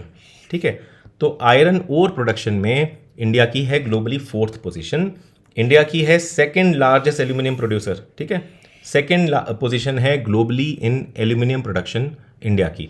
ठीक है, उसके अलावा रिफाइंड कॉपर में इंडिया की पोजीशन टॉप 10 में है। ठीक है, आप ध्यान रखिएगा, कॉपर में नहीं, रिफाइंड कॉपर में इंडिया टॉप 10 में है, और 4th लार्जेस्ट है ये आयरन ओर प्रोडक्शन में। ऊपर हम देख ही चुके हैं, आयरन ओर में रिकॉर्ड प्रोडक्शन हुआ है 289 मिलियन मेट्रिक टन यानी एमएमटी। एनुअल ग्रोथ इसकी 4.3% इंक्रीज हुआ है 2023-24 के रिस्पेक्ट में। मैंगनीज ओर की बात करें तो 11.8% इंक्रीज हुआ है, अब ये 3.8 मिलियन मेट्रिक टन हो गया है। बॉक्साइट की बात करें तो अब आउटपुट्स में इंक्रीज हुआ है टू 24.7 MMT, जहाँ पे 2.9% ग्रोथ देखी गई है। नॉन फेरस मेटल्स की बात करें तो प्राइमरी एल्यूमिनियम, देखिए प्राइमरी एल्यूमिनियम का रिकॉर्ड 42 लाख टन्स। ठीक है, ये वाला आया है मेट्रिक प्राइमरी एल्यूमिनियम में। India 2nd largest aluminium producer globally है। ठीक है, रिफाइंड कॉपर में प्रोडक्शन सर्च करा है 12.6% to 5.3 LT। Now India ranks among top 10 producer of refined copper, देख चुके हैं ऊपर। एनर्जी स्टैटस की बात करें, energy statistics of India 2025 report, इसको जारी करी है NSO ने। ठीक है, मतलब नेशनल स्टैटिस्टिक्स ऑफिस ने, मार्च 2025 में। ठीक है, की हाइलाइट्स हैं फॉसिल फ्यूल रिजर्व्स अगर बात करें तो मार्च 2024 में इंडिया की टोटल कोल रिजर्व्स थी इतना। ठीक है, 389 बिलियन टन्स, जो कि जिसमें हाईएस्ट शेयर है ओडिशा का। देखिए, रिजर्व्स की बात हो रही है, प्रोडक्शन की बात नहीं हो रही है, ध्यान रखिएगा। फॉसिल फ्यूल रिजर्व्स की बात हो रही है, तो कोल रिजर्व्स में सबसे ज़्यादा रिजर्व्स ओडिशा की हैं। ठीक है, 25.47% ऑफ इंडिया या total reserves. Followed by Jharkhand 2nd पर है, 3rd पर छत्तीसगढ़ है, 4th पे वेस्ट बंगाल है, और 5th पे मध्य प्रदेश है। क्रूड ऑयल रिजर्व में देखें तो हमारी क्रूड ऑयल रिजर्व टोटल हैं 671 मिलियन टन्स, और इसमें सबसे ज़्यादा यानी कि 32% शेयर होल्ड करता है वेस्टर्न ऑफशोर। ठीक है, वेस्टर्न ऑफशोर होल्ड करता है 32% शेयर, सबसे ज़्यादा फर्स्ट पर है। फिर आसाम है 2nd पर 21.66% के साथ, 3rd पर राजस्थान है। ठीक है, और 4th पर गुजरात है, ये आप याद रखेंगे। ठीक है, बाकी भी आपको देखने हैं तो यहाँ पर लिखे हुए हैं, लेकिन ज़रूरत नहीं है, टॉप 4 ये वाले सबसे सही दे रखे हैं।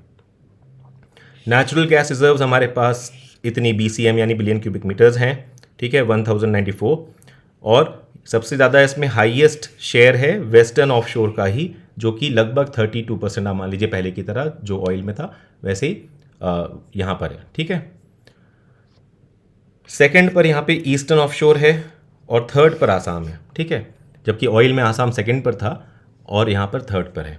ठीक है, नेचुरल गैस रिजर्व्स में।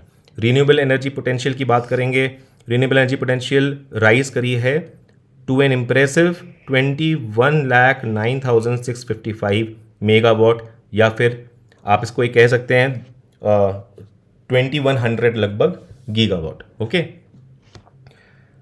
ये मार्च 2024 का आंकड़ा है। Largest share of this potential comes from wind energy, आपको ये ध्यान रखना है। बात हो रही है रिन्यूएबल एनर्जी पोटेंशियल की, रिन्यूएबल एनर्जी जनरेशन की बात नहीं हो रही है, आप ध्यान रखिएगा। पोटेंशियल की बात हो रही है, तो सबसे ज़्यादा रिन्यूएबल एनर्जी की पोटेंशियल, बहुत इंपॉर्टेंट क्वेश्चन बन सकता है कि largest share of renewable energy potential कौन से सेक्टर से है, वो है विंड सेक्टर से, विंड एनर्जी से। ठीक है, कौन सी एनर्जी से है, तो विंड एनर्जी। ये 150 मिलियन हब हाइट पे, सॉरी 150 मीटर हब हाइट पर जब विंड मिल्स लगे होते हैं तो वहाँ से विंड एनर्जी प्रोड्यूस होती है, सबसे लार्जेस्ट पोटेंशियल वहीं का है। ठीक है, ये कंट्रीब्यूट कर रहा है 55.17% of total renewable energy potential. Okay, second number पे सोलर एनर्जी है जो कंट्रीब्यूट कर रहा है 35.5% ऑफ रिन्यूएबल एनर्जी पोटेंशियल, और थर्ड पे लार्ज हाइड्रो है 6.32% के साथ। ठीक है, तो रिन्यूएबल एनर्जी पोटेंशियल की बात हो रही है। State wise renewable energy statistics देखेंगे तो सबसे ज़्यादा पोटेंशियल राजस्थान में है, फिर महाराष्ट्र में है, फिर गुजरात में है और फिर कर्नाटका में है। ये टॉप 5 हैं। ठीक है, जो रिन्यूएबल एनर्जी पोटेंशियल की बात कर रहे हैं। ठीक है, प्रोडक्शन की नहीं। और ये 5 स्टेट अकाउंट करते हैं total more than 50% of renewable energy potential. Okay, first पे राजस्थान है। Sector wise percentage distribution of installed, अब आ गया देखिए, installed grid interactive renewable capacity as on 31 मार्च 2024। तो 31 मार्च 2024 तक जो sector wise installed grid interactive renewable power capacity है, ठीक है, उसमें सोलर पावर सबसे ज़्यादा है 57%, क्योंकि सबसे ज़्यादा काम वहीं पर हुआ है। फिर आता है सेकंड पर है विंड। ठीक है, सेकंड पर विंड पावर है विद 32%। ठीक है, उसके बाद फिर बायो एंड वेस्ट पावर है, वेस्ट एनर्जी। ठीक है, waste to energy WTE plants जैसे होते हैं वो सब, उसका 8% है, और फिर स्मॉल हाइड्रो है 3% के साथ। Okay, dominance of coal in energy mix, ये अभी भी हमारा यही है कि हमारा एनर्जी मिक्स में कोल का शेयर सबसे ज़्यादा है। तो coal remain the backbone of India's energy sector या supply. Nearly 79% of India's total domestic energy financial year 23-24 में कोल से आई थी। ठीक है, कोल प्रोडक्शन हमारा बढ़ा है by 11.71%। Non coking coal dominate किया है टोटल कोल आउटपुट को। ठीक है, अप्रोक्सीमेटली 93.3% प्रोडक्शन हमारा टोटल कोल में नॉन कुकिंग कोल का ही रहा। Renewable energy, electricity energy generation growth की बात करते हैं तो अब जनरेशन ग्रोथ की बात हो रही है। Gross electricity generation from renewable sources utility and non utility combined increase from 2,05,608 gigawatt hour in 2014-15 to 3,70,320 gigawatt hour in 2023-24। CAGR रहा है 6.76% ओवर 10 ईयर्स, एक डिकेड में। Energy imports and reliance, India का reliance on energy import substantial है। Net import of coal हमारा rise करा है by 11.2%। Natural gas import हमारा राइज करा है by 21%। Renewable energy supply growth की बात करें, supply of energy from renewable has increased. ठीक है, within this solar, wind and other sources excluding the large hydro saw energy output rise, marking a growth of around 210% over the decade। कोई ज़रूरत नहीं है, छोड़िए। टोटल फाइनल एनर्जी कंजम्पशन ग्रू over 38%। ठीक है, since 2014-15। per capita energy and electricity consumption per capita energy grew by 25%। तो per capita energy and electricity consumption की अगर बात कर रहे हैं तो ये grew by over 25%। per capita electricity consumption की बात करें तो remarkable 48% इंक्रीज देखा गया ओवर 10 ईयर्स। इंडिया की डिपेंडेंसी देखें एनर्जी इंपोर्ट्स पर तो वो क्रिटिकल है, क्योंकि क्रूड ऑयल हम लोग 89% इम्पोर्ट करते हैं, नेचुरल गैस हम लोग 46.6% इम्पोर्ट कर रहे हैं, और कोल हम लोग 25.86% इम्पोर्ट कर रहे हैं, despite coal India limited CIL being the largest coal company globally. Household consumption expenditure survey 2023-24, ये है नेक्स्ट न्यूज़, इसको कवर करते हैं। ये मॉस्पी ने रिलीज़ किया है, ministry of statistics and programme implementation, जनवरी 2025 में। HCS 2023-24 सेकेंड कंसेक्यूटिव राउंड है of household consumption survey conducted for year 2022-23 and 23-24। Major findings देखते हैं इसकी। तो एवरेज MPCE जो है हमारा विदाउट इम्प्यूटेड वैल्यूज़, ठीक है, विदाउट इम्प्यूटेड वैल्यूज़ है ये एवरेज MPCE, जो कि है रूरल इंडिया 4,122 रुपीज़ और अर्बन इंडिया में 6,996 रुपीज़। ठीक है, देखिए इम्प्यूटेड वैल्यू क्या होता है, जब किसी चीज़ को हम लोग मेजर नहीं कर पाते हैं तो उसकी एक वैल्यू हम लोग उसे असाइन कर देते हैं और वो उसमें जोड़ दी जाती है, उसको हम इम्प्यूटेड वैल्यूज़ कहते हैं। कई बार फाइनेंशियली और अकाउंट्स में ऐसा हो जाता है, मतलब अकाउंटिंग में, कि कुछ ऐसी चीज़ें होती हैं जिनकी वैल्यूज़ निकालना पिच परफेक्ट पॉसिबल नहीं होता, उनकी हम इम्प्यूटेड वैल्यूज़ यूज़ करते हैं। तो विदाउट इम्प्यूटेड वैल्यूज़ के साथ एवरेज MPCE, ठीक है, ये है मंथली पर कैपिटा एक्सपेंडिचर, ठीक है, average monthly per capita expenditure rural India का ₹4,122 है और अर्बन इंडिया का ₹6,996 है। मतलब इतने पैसा एक आदमी एक मंथ में खर्चता है। तो urban rural MPCE gap decline किया गया ओवर द ईयर्स। अब 2023 में ये 70% हो गया है, 2011 में 84% था, फिर 22-23 में ये आ गया था 71% पे और फाइनली अब 70% पे हो गया है। तो ये डिक्लाइन हुआ है over the years. Guinea coefficient की बात करें जो मेजर करता है इनइक्वालिटी को, ये डिक्रीज़ हुआ है, ठीक है। रूरल एरिया में 0.237 है ये और अर्बन एरिया में 0.0284 है। अर्बन एरिया का गिनी कोफिशिएंट ज़्यादा है रूरल एरिया के गिनी कोफिशिएंट से, ठीक है। अब देखिए HCES जो है इसकी 2024 में अगस्त 2023 से जुलाई 2024 तक का है। करंट प्राइसेस में अगर बात करें तो रूरल और अर्बन में ये कॉस्ट हैं जो हम ऊपर देख चुके हैं, लेकिन अगर कांस्टेंट प्राइसेस में बात करें तो रूरल और अर्बन में ये वाली कॉस्ट है। ओके, कांस्टेंट प्राइसेस में अगर बात करें तो वो कॉस्ट ऐसी कम हो जाती हैं, ऑलमोस्ट आधी, ठीक है, ऑलमोस्ट आधी हो जा रही हैं जो एक्सपेंडिचर है। Average MPCE across major states, ठीक है, 18 major states have recorded an increase in average monthly per capita expenditure, ठीक है। Average monthly per capita expenditure में 18 मेजर स्टेट्स ने इंक्रीज देखा गया है, ठीक है। In both rural and urban areas में इंक्रीज देखा गया है ये पिछले साल के कंपैरिजन में।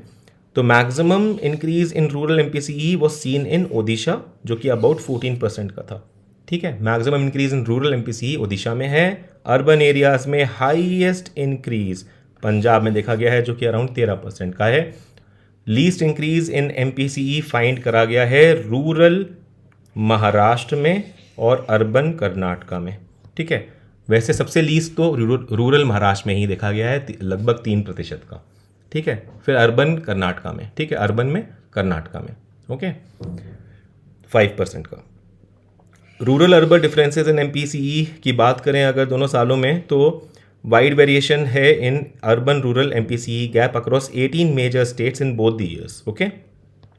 तो आप देख रहे हैं वाइड वेरिएशन है, कोई ऐसा नहीं है कि एक साथ कुछ पता चले, वैरिड है।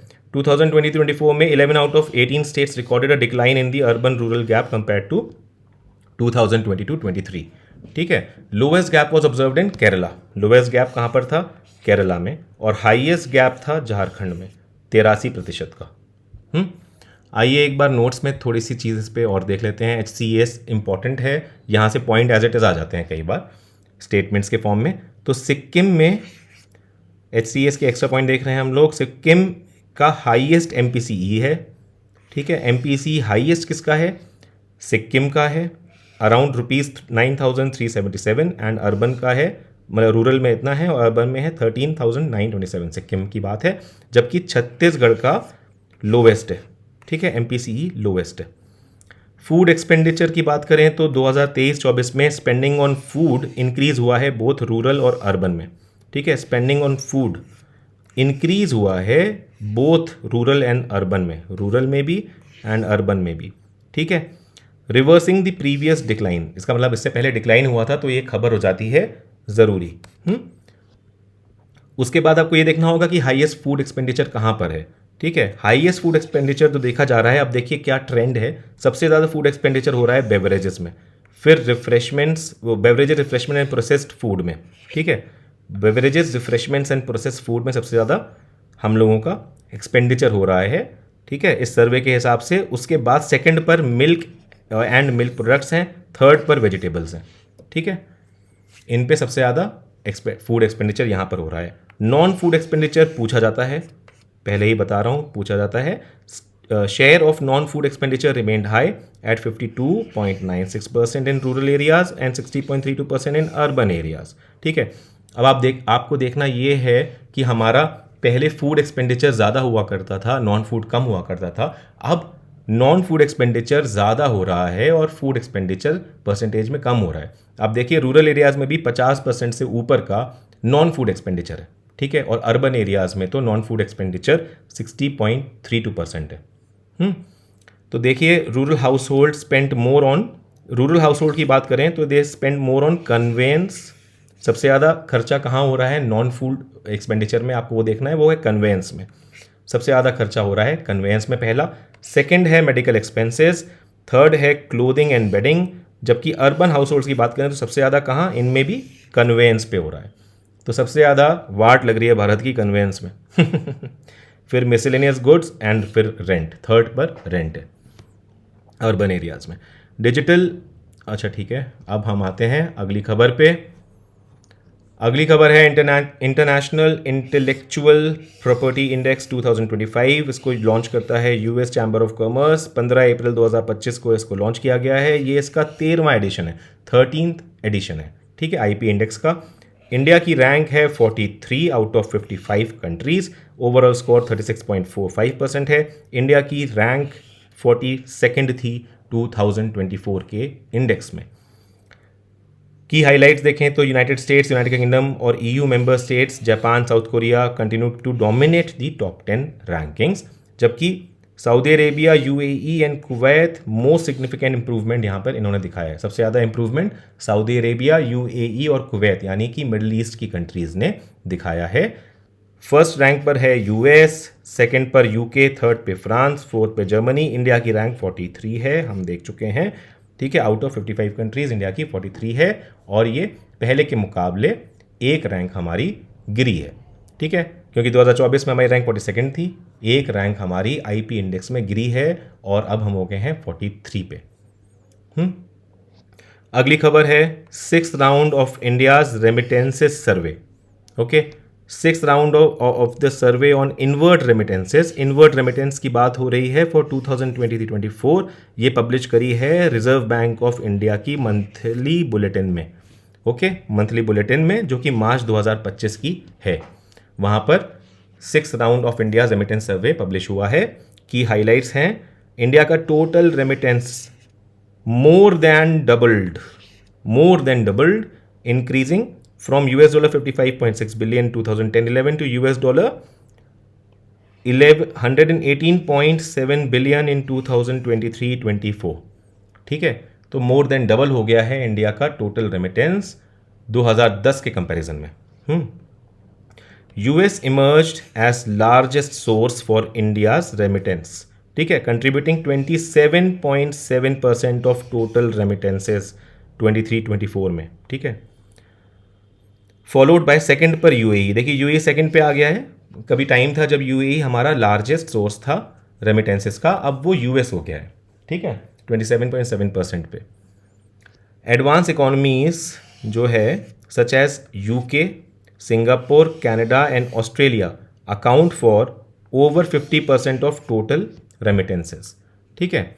तो एडवांस इकोनॉमीज जो ये वाली हैं, except for USA, UK, Singapore, Canada, Australia, ये अकाउंट करती हैं ओवर 50% ऑफ टोटल रेमिटेंसेस। तो गल्फ कोऑपरेशन काउंसिल कंट्रीज़ की अगर बात कर रहे हैं हम लोग, तो इनका शेयर अब देखिए डिक्लाइन हो गया है। पहले जो हुआ करता था, सबसे ज़्यादा रेमिटेंस यहीं से आया करता था, स्पेशली यूएई, ठीक है, जीसीसी कंट्रीज़ में, गल्फ कंट्रीज़ में से स्पेशली यूएई से आया करता था। अब डिक्लाइन हो गया है, यूएई सेकंड पे आ गया है ओवरऑल में, और इन गल्फ कोऑपरेशन काउंसिल की कंट्रीज़ जो हैं उनका शेयर डिक्लाइन हो गया है 47% 2016-17 से, अब 38% हो गया है इनका, ठीक है, हमारे टोटल रेमिटेंसेज में। State wise distribution of remittance की बात करें तो महाराष्ट्र में सबसे ज़्यादा रेमिटेंस आता है। टोटल रेमिटेंस का 20.5%, आप कह सकते हैं कि 1/5 ऑफ द पोर्शन, ठीक है। It remain the largest recipient state of remittance. Second पर केरला आता है, इसमें मिस्टेक मत करिएगा, हम लोगों को याद ऐसे ही रहता है कि सबसे ज़्यादा रेमिटेंस केरला पे आता है, जो कि कभी ट्रू था। अब बात यह है कि महाराष्ट्र है सबसे बड़ा recipient state of India in terms of remittances, ठीक है। तो इसको आप सही करके आएंगे, गलत नहीं करिएगा। वर्ल्ड बिलियनर्स लिस्ट फोर्ब्स, ठीक है, वर्ल्ड बिलियनर की 2025 की लिस्ट फोर्ब, हमने हुरून वाली लिस्ट देखी थी जिसमें रोशनी नाडार और उन सबका नाम था। और काफ़ी कुछ अपडेट्स थे, वो भी बहुत इंपॉर्टेंट थी। फोर्ब्स की लिस्ट देख लेते हैं क्या कहते हैं। इसको अप्रैल 2025 में लॉन्च किया गया है। 39th एनुअल रैंकिंग है ये, ठीक है, जिसमें कि 3028 बिलियनर्स को रैंक किया गया है अराउंड द वर्ल्ड, जो कि 247 मोर हैं पिछले साल से, ठीक है। तो इसका देखिए पहली बार ऐसा हुआ है कि 3000 मार्क क्रॉस हुआ है in terms of number of total billionaires globally, ठीक है, पहली बार ऐसा है, फर्स्ट टाइम है number of billionaires has crossed the 3000 mark. United state top करता है, ठीक है, मोस्ट बिलियनर्स के साथ 902। उसके सेकंड पर है चाइना जिसमें 516 बिलियनर हैं इंक्लूडिंग हांगकांग के बिलियनर, और थर्ड पर इंडिया है जहां पर 205 बिलियनर्स हैं। ये बहुत बड़ा फिगर है इंडिया के लिए, ठीक है, 205 बिलियनर हैं। टॉप 3 बिलियनर्स की बात करें, फर्स्ट पे है इलॉन मस्क है, सेकंड पे मार्क जकरबर्ग है और थर्ड पे जेफ बेजोस है, जेफ बेजो। एंड इंडिया की पोजीशन 205 बिलियनर्स है इंडिया के पास वर्ल्ड बिलियनर्स लिस्ट 2025 के हिसाब से, जो कि 5 ज़्यादा हैं पिछले साल के मुकाबले, ठीक है। और रिचेस्ट इंडियन बिलियनर हैं Mukesh Ambani, chairman of Reliance industries. उनकी टोटल वेल्थ $92.5 बिलियन की है। ओवरऑल इनकी रैंक है 18 in the Forbes global list. Top 5 billionaires की बात करें जो इंडिया में रिसाइड कर रहे हैं फोर्ब्स लिस्ट 2025 के हिसाब से, तो फर्स्ट है मुकेश अंबानी जो कि ओवरऑल रैंक उनकी 18th है। सेकंड है गौतम अदानी जिनकी ओवरऑल रैंक 28 है। और ऐसे ही आप देख सकते हैं बाकी नीचे सावित्री जिंदल थर्ड हैं, शिव नादर फोर्थ हैं और दिलीप सिंह भी फिफ्थ हैं। इंडिया की रीन्यूएबल एनर्जी रेवोल्यूशन 2024 के अचीवमेंट्स, ये है अगली खबर हमारी। तो इंडिया के रीन्यूएबल एनर्जी के रेवोल्यूशन के 2024 के अचीवमेंट्स अगर देखते हैं तो जनवरी 2025 में MNRE ने अनाउंस किया है exceptional progress in India renewables between December 2023 and December 2024। तो जनवरी 2025 तक इंडिया का total non fossil fuel energy capacity, अब देखिए यहाँ पे ये एक्चुअल स्टैट्स दिए हुए हैं जो कि हमारी कैपेसिटी इंस्टॉल्ड है उसके। तो इंडिया की total non fossil fuel energy capacity है 217.62 गीगावाट, ठीक है। तो ये नेशन की डेडिकेशन दिखा रहा है क्लीन एनर्जी के टूवर्ड्स। पहले हुआ ही नहीं करती तो बहुत कम हुआ था, अब 217.62 गीगावाट हो चुका है। और record 24.5 gigawatt of solar capacity was added in 2024 only, ठीक है, more than doubling the installation of the previous year, more than doubling. Top performing states की बात कर रहे हैं हम लोग अगर, तो राजस्थान, गुजरात एंड तमिलनाडु हैं, कंट्रीब्यूट करते हैं 71% of the total capacity. Rooftop solar में बात कर रहे हैं, देखिए ऊपर हम लोग सोलर की ही बात कर रहे हैं अभी, सोलर कैपेसिटी की। फर्स्ट पर राजस्थान है, ध्यान रखिएगा, सेकंड पर है गुजरात, थर्ड पर तमिलनाडु है, ठीक है। जनवरी 2025 के हिसाब से फर्स्ट पर राजस्थान है और ये तीनों स्टेट मिला के 71% ऑफ टोटल सोलर कैपेसिटी का शेयर देते हैं, ठीक है। लेकिन अगर सिर्फ रूफटॉप सोलर की बात कर रहे हैं तो 4.59 गीगावाट कैपेसिटी ऐड हुई है जो कि 53% इंक्रीज है फ्रॉम 2023। PM सूर्य घर मुफ्त बिजली योजना जो लॉन्च हुई थी रूफटॉप के लिए, ये इनेबल करती है 7 लाख लोगों को इनेबल किया है इसने रूफटॉप सोलर इंस्टॉलेशन लगाने के लिए सिर्फ 10 महीने में, ठीक है। 3.4 गीगावाट विंड कैपेसिटी ऐड हुई है 2024 में जो कि 21% इंक्रीज है फ्रॉम 2023। लीडिंग स्टेट्स अगर देखें हम लोग विंड कैपेसिटी में, तो इस समय लीडिंग स्टेट कौन सा है ये देख लीजिए, नोट कर लीजिए। ऊपर वाले आपने सोलर कैपेसिटी में लीडिंग स्टेट देख लिए हैं, अब एक बार यहाँ पर देख लेते हैं विंड कैपेसिटी में। फर्स्ट पे है गुजरात, ठीक है, सेकेंड पर कर्नाटका है, थर्ड पर तमिलनाडु है। और ये तीनों सेट मिलके 98% ऑफ न्यू इंस्टॉलेशंस दिखाते हैं, ओके।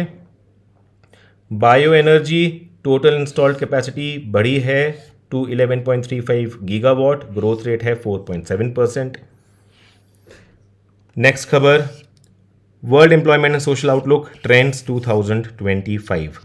16 जनवरी 2025 को ये लॉन्च हुआ है। इसको लॉन्च किया है ILO यानी इंटरनेशनल लेबर ऑर्गेनाइजेशन ने। ये रिपोर्ट हाईलाइट करता है critical trends global labour market के, including sustainable unemployment rates, stable unemployment rates, rising youth unemployment, economic growth slow down and persistent job market challenges. ठीक है, तो अनएम्प्लॉयमेंट रेट हाईलाइट्स की बात करते हैं तो अनएम्प्लॉयमेंट रेट रहा है हमारा स्टडी एट 5% इन 2024। ओके, बल्कि चलिए देखते हैं आगे। यूथ अनएम्प्लॉयमेंट रिमेंड हाई, कितना 12.6%। यूथ अनएम्प्लॉयमेंट हाई है एट 12.6% यूथ का। अनएम्प्लॉयमेंट रेट स्टडी है लेकिन यूथ अनएम्प्लॉयमेंट रेट हाई है।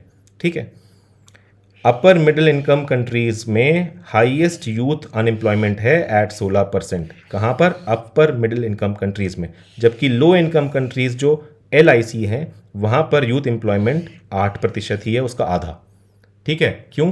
क्योंकि जो लो इनकम कंट्री है वहाँ पे इनफॉर्मल जॉब्स बहुत ज़्यादा हो जाती हैं, वो वहाँ पर लोग आराम से उनको कर भी लेते हैं।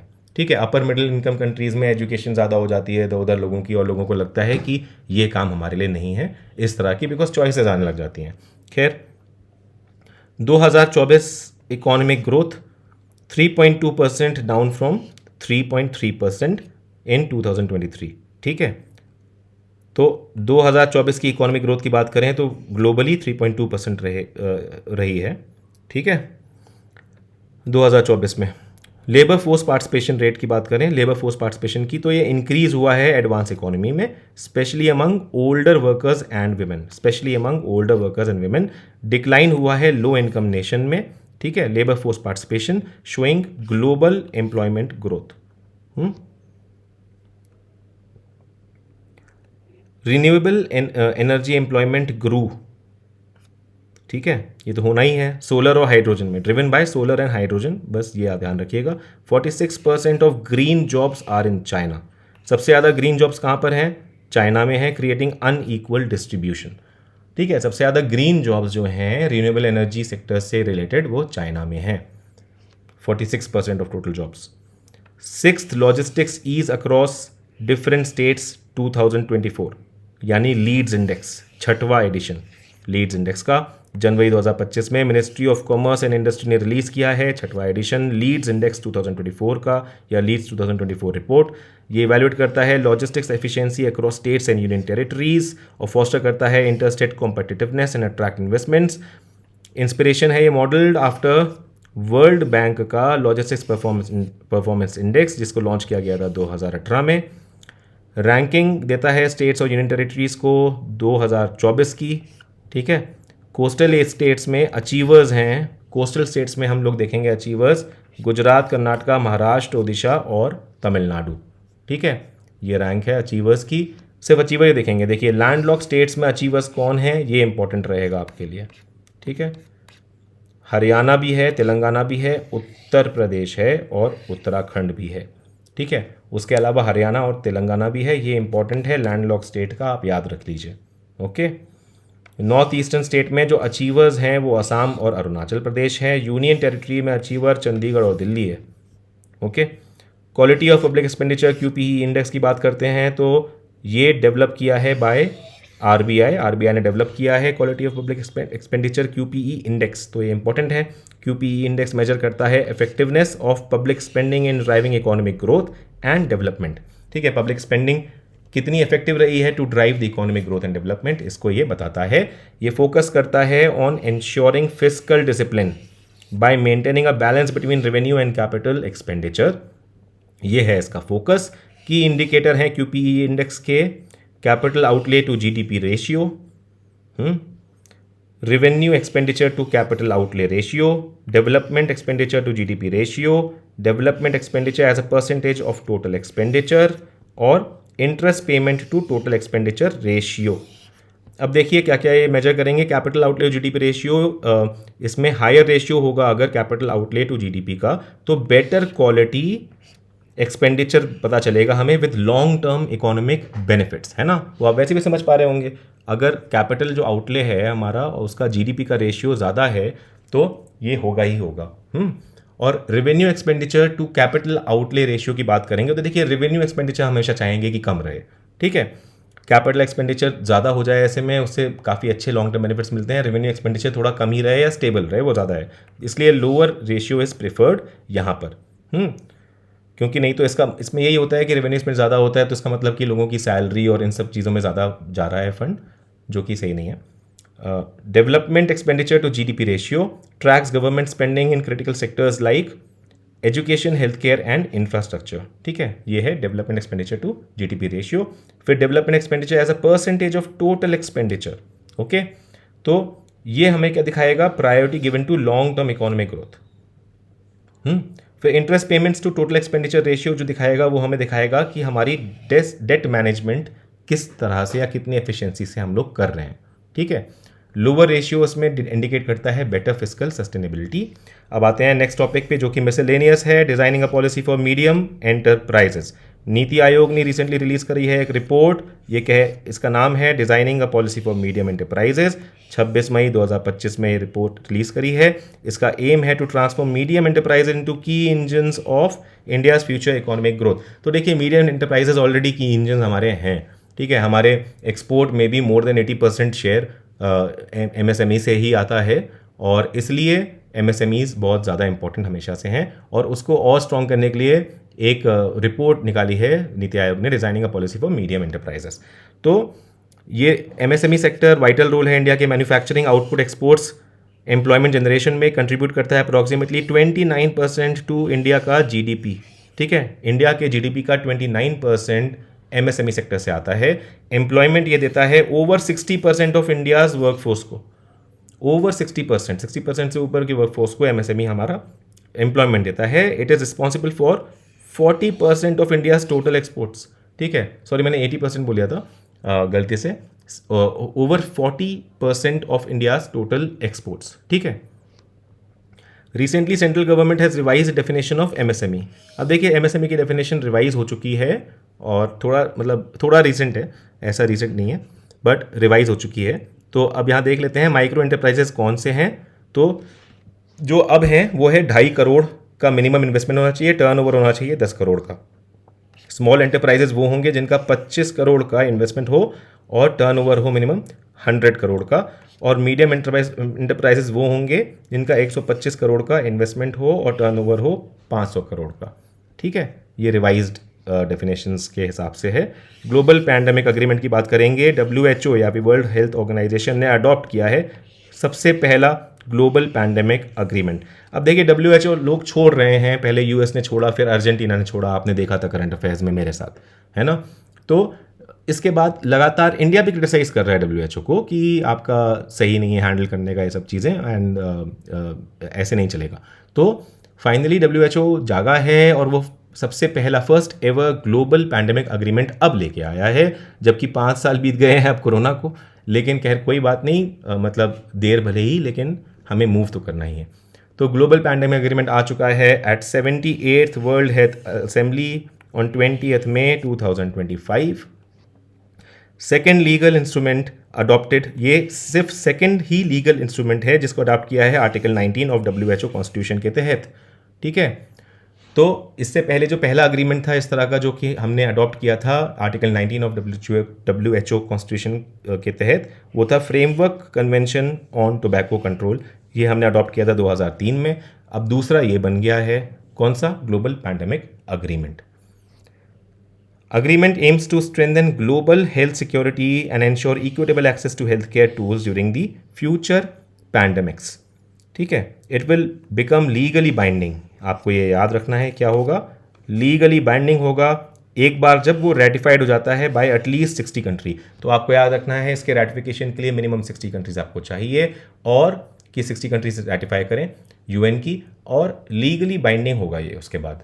ओके, इतना ही है इसमें। बाकी की प्रोविजंस के ये हैं, कोई दिक्कत नहीं, अभी ऐसा नहीं पूछा जाएगा। लेकिन pathogen access and benefit sharing यानी PABS, technology transfer and capacity building, coordinating financial mechanism, global supply chain and logistics network यानी GSCL, public research and access rights, respect for national sovereignty. सारे पॉइंट्स यहाँ पे दे रखे हैं और काफ़ी ही well coordinated points हैं, सब कुछ सर्वे सरवा है। नेशनल सॉवरेनिटी का भी ध्यान रखा गया है, अच्छी बात है। India's major ports achieve historic milestone in financial year 24-25। ठीक है, इंडिया के मेजर पोर्ट्स ने ये अचीव किया है। तो देख लेते हैं क्या है फाइनेंशियल ईयर 2024-25 में एनुअल ग्रोथ रेट जो इंडिया के मेजर पोर्ट्स ने देखी है वो है 4.3% कार्गो हैंडलिंग में, ठीक है। और अब ये हो गया है 855 मिलियन टन इन 2024 एंड 25 बढ़ के, ठीक है। पिछले साल के रिस्पेक्ट में 4.3% देखी है growth. Among commodities handled at major port, अगर कमोडिटीज़ की बात करें हम जो कि मेजर पोर्ट्स में हैंडल होती हैं, तो उसमें पेट्रोलियम ऑयल और लुब्रिकेंट्स यानी POL which includes coal, petroleum products and LPG LNG, ये led the charts, it led the charts, okay. POL commodities में it led the charts with a volume, अगर वॉल्यूम की बात करें तो 29.8% के हिसाब से इन्होंने है, फॉलोड बाय कंटेनर ट्रैफिक, ठीक है। इसके बाद फिर कंटेनर ट्रैफिक आया है, फॉलोड बाय कंटेनर ट्रैफिक जिसका 22.6% शेयर है, ठीक है। और थर्ड है कोल जिसका 21.8% है शेयर। तो फर्स्ट इसमें है POL, petroleum oil and lubricants, जो पोर्ट में सबसे ज़्यादा कमोडिटीज़ में जो शेयर है वो POL का है। उसके बाद कंटेनर ट्रैफिक है और थर्ड है coal. First time in history of major ports, Paradip port authority यानी PPA जो कि ओडिशा की है, और दीन दयाल पोर्ट अथॉरिटी यानी DPA जो कि गुजरात में है, इन्होंने सरपास कर दिया है 150 million tonnes cargo handling mark. दोनों का याद रखिएगा। एक और रीज़न है इनके पोर्ट्स का, इन दोनों पोर्ट्स का नाम याद रखने का, वो आप आगे देखेंगे करंट अफेयर्स में, बट इन दोनों का आप नाम याद रखें, पैरादीप पोर्ट अथॉरिटी और Deen Dayal port authority. Paradip port authority Odisha का है और दीन दयाल पोर्ट अथॉरिटी गुजरात का है। 2 years of India Australia ECTA, ठीक है। इंडिया ऑस्ट्रेलिया के ECTA को 2 साल हो गए हैं। देखते हैं क्या रहा outcome. India Australia economic cooperation and trade agreement यानी इंडिया ऑस्ट्रेलिया ECTA 2 साल हो गए हैं, रिमार्केबल सक्सेस एनहांसिंग ट्रेड, ठीक है।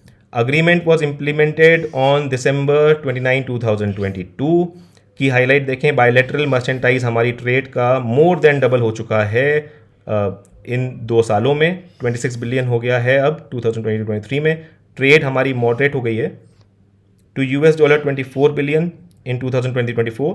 India's exports to Australia growing by 14%। Implementation of ECTA देख लेते हैं। टैरिफ रिडक्शन 90% से है ऑस्ट्रेलियन एक्सपोर्ट्स के लिए, ठीक है। अभी इमीडिएटली तो 85% हमने कर दिया रिड्यूस, 90% कर लेंगे 2028 तक, जबकि ऑस्ट्रेलिया में इंडियन एक्सपोर्ट्स के लिए 96% टैरिफ रिडक्शन है, ठीक है। और इसको 100% रीच करा देंगे 2026 तक, ओके। तो देखिए ये वीडियो हो गया है काफ़ी लंबा।